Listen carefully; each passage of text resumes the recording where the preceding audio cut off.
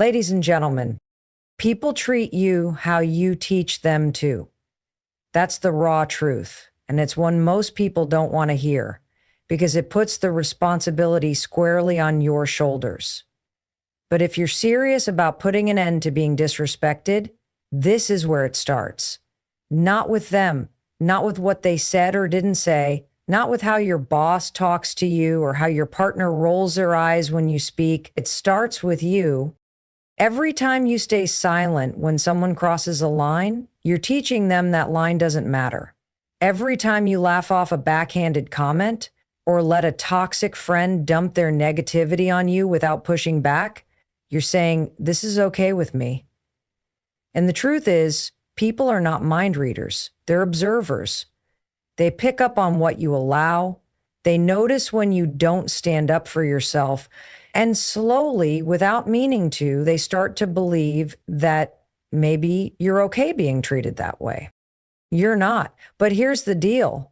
Your actions speak way louder than your words. You can tell someone you don't like the way they talk to you, but if you keep coming back, if you keep entertaining the conversation, if you keep playing along, you're showing them that your boundaries are just suggestions, not rules. Think about any relationship where disrespect has become a pattern. It didn't start that way. Disrespect rarely shows up on day one. It creeps in. Someone makes a joke at your expense, you let it go. They interrupt you repeatedly, you stay quiet. They show up late, ignore your feelings, dismiss your concerns, and you make excuses for them. You do it because you're trying to keep the peace, or because you don't want to rock the boat, or maybe because you're hoping they'll just stop. But they don't. Why would they? You've taught them that you'll take it. Now, here's where the shift begins. You have to start retraining people on how to treat you, and that starts with retraining yourself. You have to raise your standards, not just in what you expect from others, but in what you expect from yourself. You've got to get clear on what's okay and what's not. And then, this is the hard part, you have to act on it every single time. You don't have to yell. You don't have to argue. You don't have to give a TED talk on boundaries. All you have to do is stop engaging with behavior that disrespects you. When someone talks down to you, you stop the conversation. When someone tries to manipulate you, you call it out or walk away. When someone keeps showing up with drama or disrespect, you stop giving them your energy, period. This is where your power lives, in your choices, in what you tolerate, in what you reinforce. The people around you will learn very quickly that you're not available for disrespect, but only if you're consistent. The first time you hold a boundary, people might be surprised. They might push back. They might get defensive. That's okay. That's part of the process. You are no longer playing the same role in their life. And that shift makes people uncomfortable. But it's not your job to manage their discomfort. It's your job to protect your peace. You have to be willing to lose people who don't respect you in order to find the ones who do. And I know that's scary. I know the idea of walking away, of confronting someone, of not being liked. It can feel overwhelming. But let me ask you this. How much longer are you willing to shrink yourself to avoid conflict? How much more of your time and energy are you going to hand over to people who don't value you? You are not here to be liked by everyone. You are here to respect yourself so fiercely that the only people who stick around are the ones who rise to meet your level, the ones who see your strength, your value, your integrity, and treat you accordingly. Respect isn't something you demand. It's something you command by the way you show up, by the way you speak, by the way you carry yourself, and most of all, by what you allow. People will always test the line. That's human nature. But when you consistently show them that you know your worth and you won't settle for less, they stop testing. They step up or they step out. Either way, you win. Boundaries are not walls. They're not about shutting people out or cutting everyone off. They're about protecting your energy, your peace, your time, and your values. They are the rules you set for how people are allowed to treat you, speak to you, and interact with you, and you are the only one responsible for enforcing them. Think of boundaries like doors with locks. Not everyone gets to walk in. Not everyone gets access to your inner world, your thoughts, your time, or your emotions. And just like with a locked door, you decide who gets a key. But too many of us leave that door wide open, hoping people will be respectful, hoping they'll just know what's okay and what's not. That's not how this works. No one knows where your boundaries are unless you clearly set them, and even then, they'll test them. Not because they're bad people, but because human beings are wired to push limits. That's why your job is not just to draw the line, but to hold the line every time. The problem is many people confuse boundaries with rejection. They think saying no is rude, that distancing themselves from negative influences is selfish, that speaking up for their needs makes them difficult. But setting a boundary is none of those things. It's an act of self-respect. It's saying, this is who I am, this is what matters to me, and this is how I expect to be treated. It's not about controlling others. It's about controlling your space. And here's something people don't tell you. People who benefit from your lack of boundaries are the ones who will resist them the most. They'll call you too sensitive or say you've changed. Of course you have. You've decided you're no longer available for disrespect, manipulation, or one-sided relationships. That's growth. And growth is uncomfortable, not just for you, but for the people who have gotten used to the old version of you. Let them be uncomfortable. That's not your job to fix. Now let's talk about what healthy boundaries actually look like. A boundary can be as simple as deciding not to answer work emails after 7 p.m. It can be choosing not to engage in conversations that drain you or make you feel small. It can be saying no to events you don't want to attend or cutting off contact with people who are emotionally abusive. These aren't dramatic moves. These are necessary ones, because every time you reinforce a boundary, you're telling the world, I value myself. And listen, this doesn't mean you have to be cold, distant, or confrontational. In fact, the most effective boundaries are clear and kind. You can say, I'm not comfortable with that, or I don't have the capacity for this conversation right now. You don't need a long explanation. You don't owe anyone a justification. A boundary is a complete sentence. You don't need to argue. You don't need to convince. You just need to be firm. What makes boundaries hard is not setting them. It's dealing with the reaction when you do. People might guilt trip you. They might say you're overreacting. But here's the truth. Their reaction is not your responsibility. Your responsibility is to take care of yourself, to protect your peace, and to make sure that the relationships in your life are built on mutual respect, not obligation, guilt, or fear.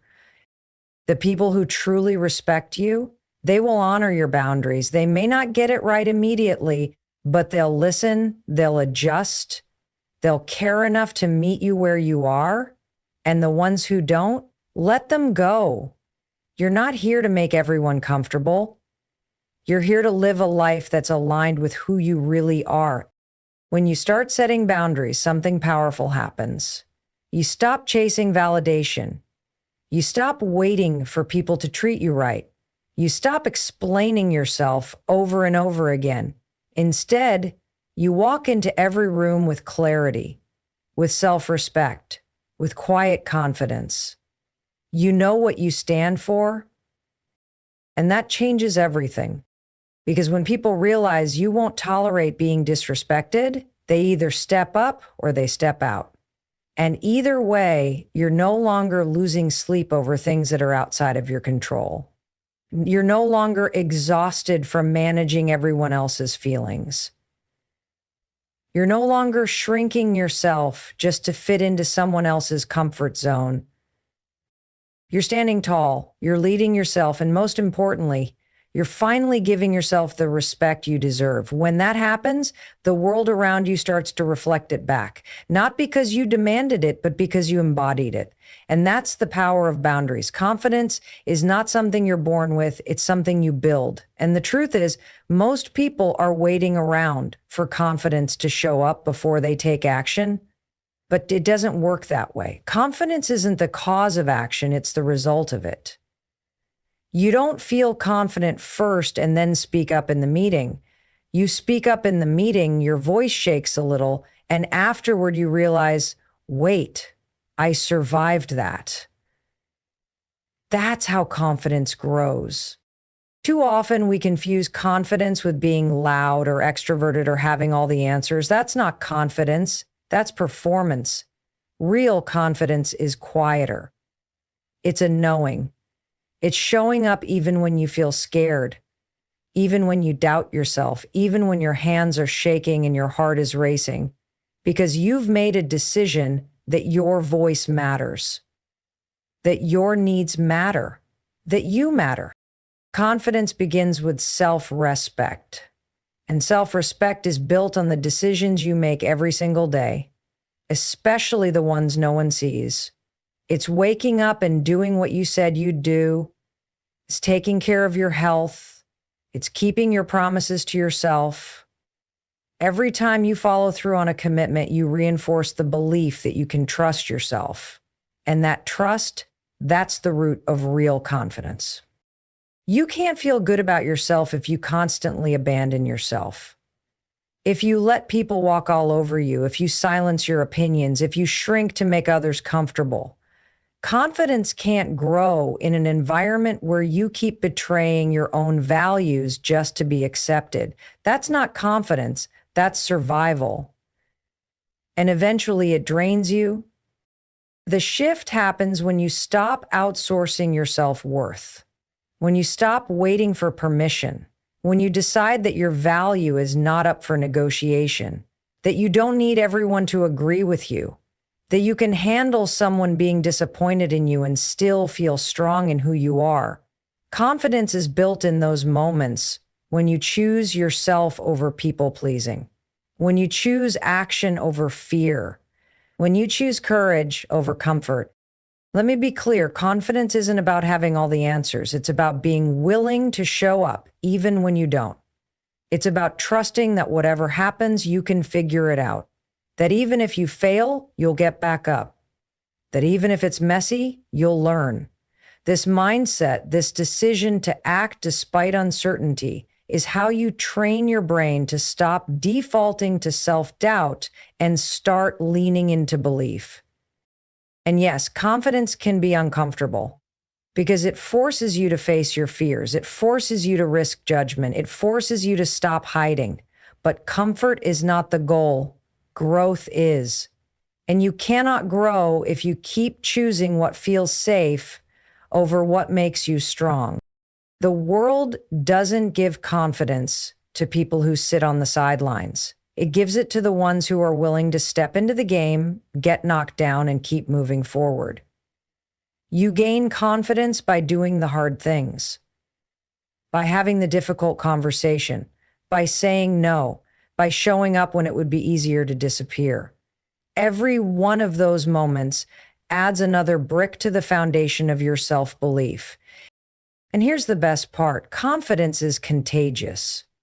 When you walk into a room with the energy of someone who knows their worth, not someone who's arrogant or fake, but someone who is grounded, clear, and unapologetic, it shifts the energy around you.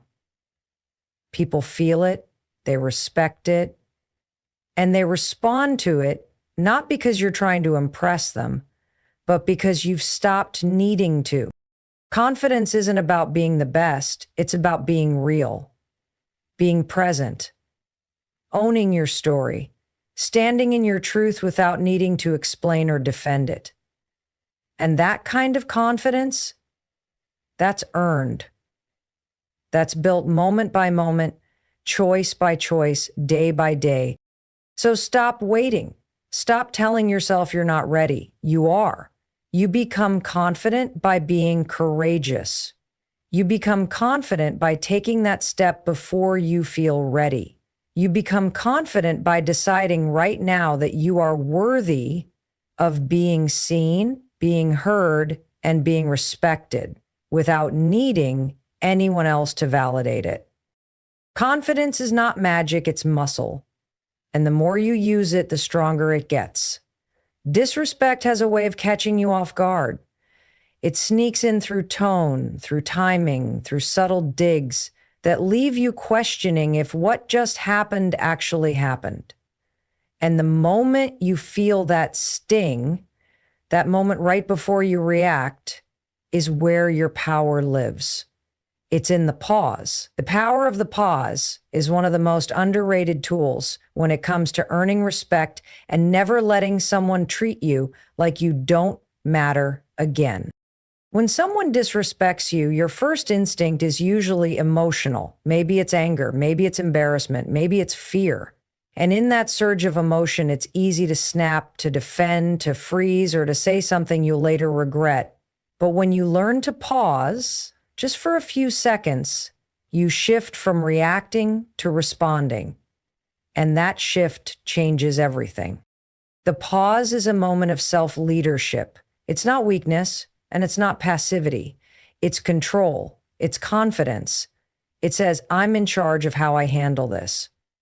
And when you stop reacting impulsively to every rude comment or triggering situation, you stop giving your power away.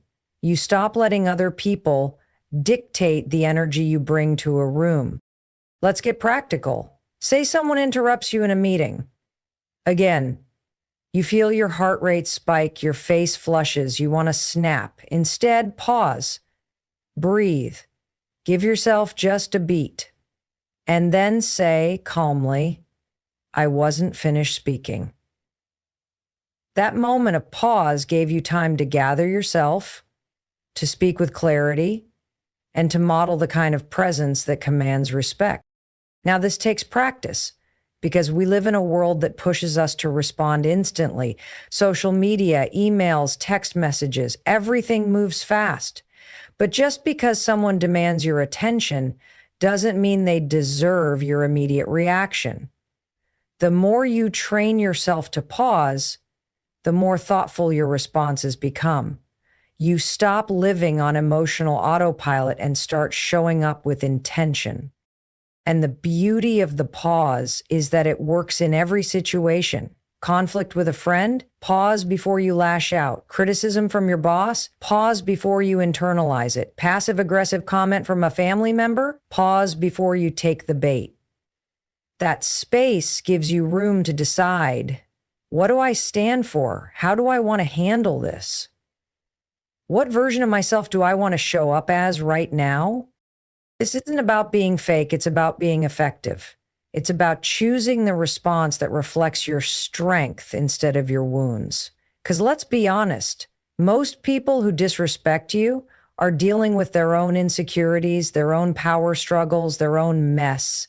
When you pause, you give yourself the gift of not making their behavior about you. And that pause also teaches others something critical, that you are not easily shaken, that you're not going to be pulled into drama or made to feel small or react emotionally just because someone else is out of control. People respect what they can't predict, and when you pause, they notice. They may not say it out loud, but they feel it.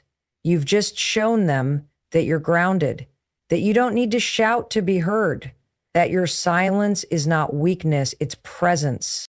And the truth is, the pause doesn't just protect you from reacting poorly. It gives you time to access your inner wisdom, to remember who you are, to realign with your values.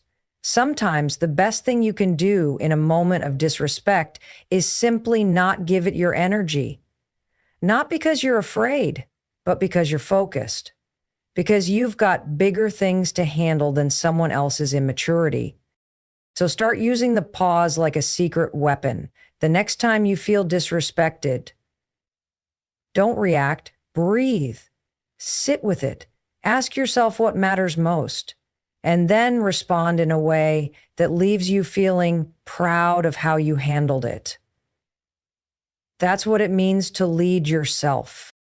The world is always going to throw situations your way that test your patience, your confidence, and your boundaries. You don't control that, but you do control how you show up in those moments.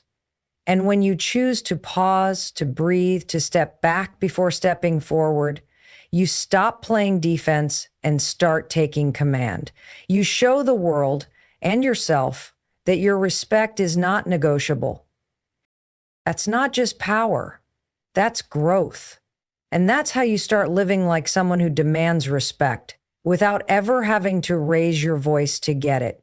What you say about yourself, out loud and in your head, shapes the way the world sees you. That's the truth most people don't understand. You teach others how to treat you, not just through your actions, but through your language. The way you speak about yourself is a reflection of your self-worth, and people pick up on it whether they realize it or not. If you speak with hesitation, if you downplay your strengths, if you constantly make jokes at your own expense or second-guess yourself in every sentence, people start to believe that's how you see yourself. And if you don't respect your voice, why should they? You have to stop speaking about yourself like you're not in the room. Stop talking yourself down to make others feel comfortable. Stop using phrases like, I'm just, or sorry, but, or this might sound stupid, but. Because every time you do that, you chip away at your credibility. You're unintentionally telling people, don't take me seriously, and they won't. Language is power. It sets the tone before you even finish your sentence. If you speak with uncertainty, you'll be treated with uncertainty. But if you speak with conviction, even if your voice shakes, you send a signal that you believe in what you're saying, that you believe in yourself. And that belief, that's contagious. Think about the people you admire, the ones who command attention when they speak. They're not necessarily the loudest, the smartest, or the most experienced. What they have is clarity, certainty. They speak as though their words matter, because to them they do. And that's where it begins for you, too. Your words have to matter to you first. Start by paying attention to the language you use every single day. When someone gives you a compliment, do you dismiss it? Do you say, oh, it was nothing, or I got lucky? That might feel humble, but it's actually a missed opportunity to affirm your own value. A simple thank you, I worked hard on it, carries a completely different energy. You're not bragging, you're owning your effort. Or when you're in a room and asked for your opinion, do you downplay it? Do you say things like, this might not make sense, but, or I'm probably wrong, but. That kind of language trains people to ignore you. It tells them not to listen. Instead, speak directly. Here's what I think, or this is what I've noticed. Stand by your insight. Your words deserve to take up space. But it goes deeper than just what you say to others. It's about what you say to yourself. The conversations in your mind shape the way you carry yourself. If you constantly say, I'm not good enough, I always mess things up, or they're better than me, that becomes your inner script, and eventually it becomes your reality. Your self-talk has to start reflecting the respect you want from others. You can't bully yourself in your head all day and expect people to see you as confident. You have to rewrite the script. Start with simple shifts. Change I can't to I'm learning how. Change I'm not good at this to I'm getting better every time. Change they're way ahead of me to their journey is different, but I'm still moving forward. These aren't just motivational phrases. They're tools to reshape your mindset. And a strong mindset speaks louder than any title, credential, or background.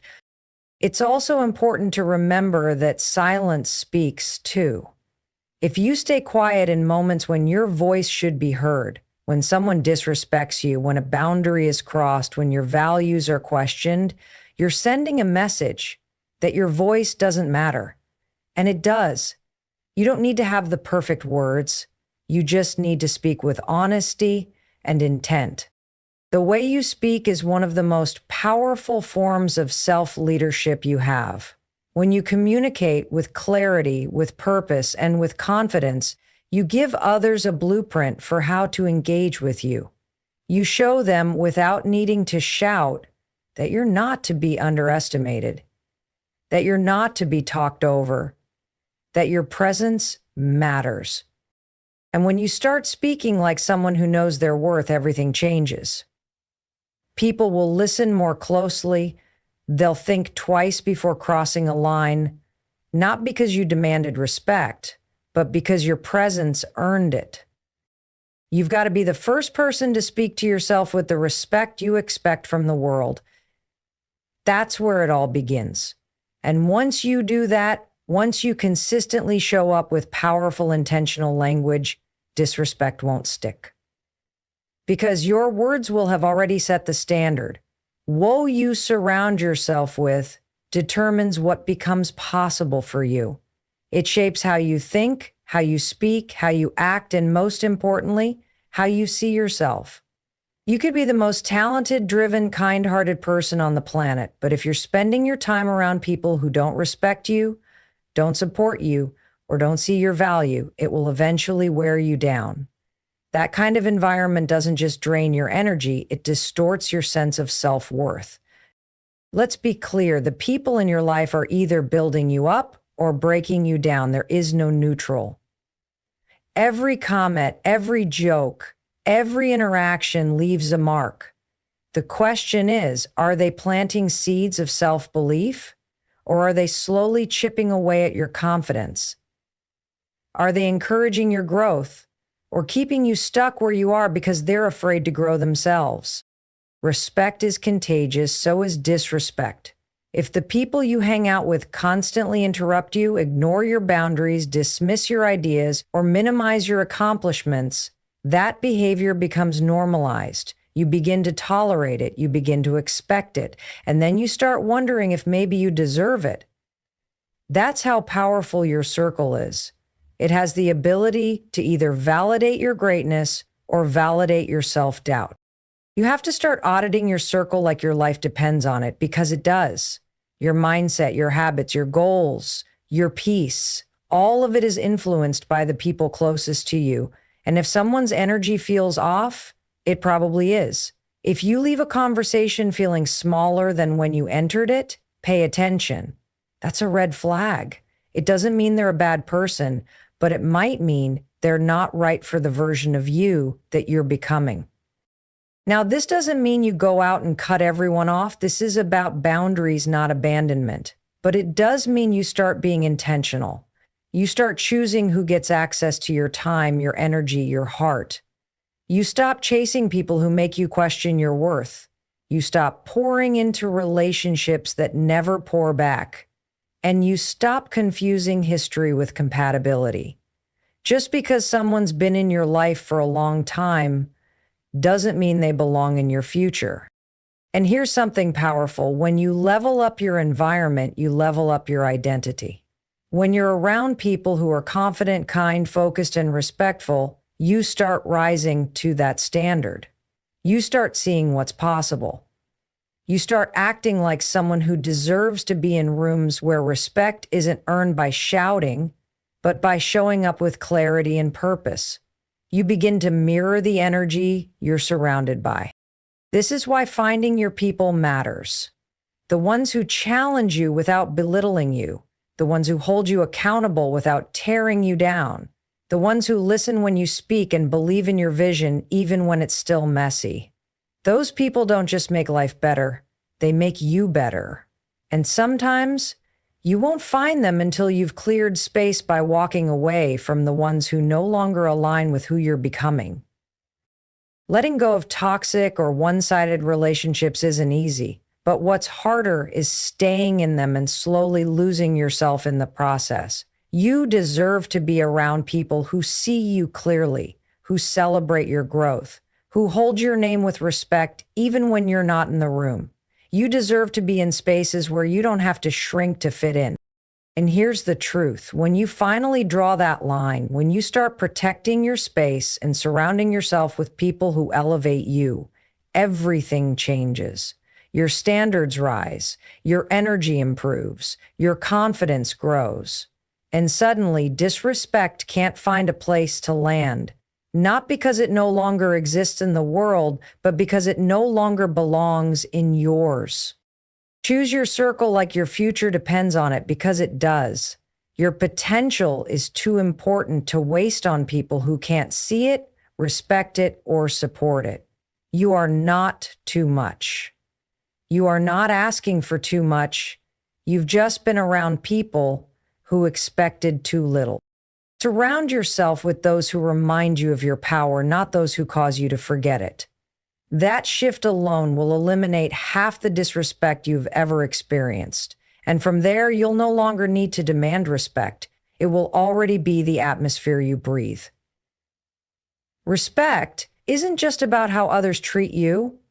It's about the energy you carry into every room, every conversation, every decision, and nothing strengthens that energy more than living by clear personal standards. Standards are not rules you place on others. They're the boundaries and expectations you hold for yourself.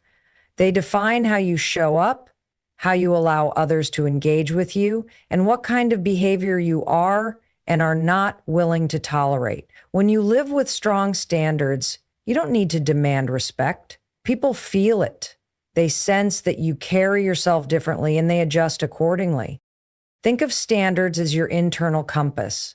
They help you navigate everything from your relationships to your work ethic to your self-care. When you don't know your own standards, you drift. You say yes when you mean no.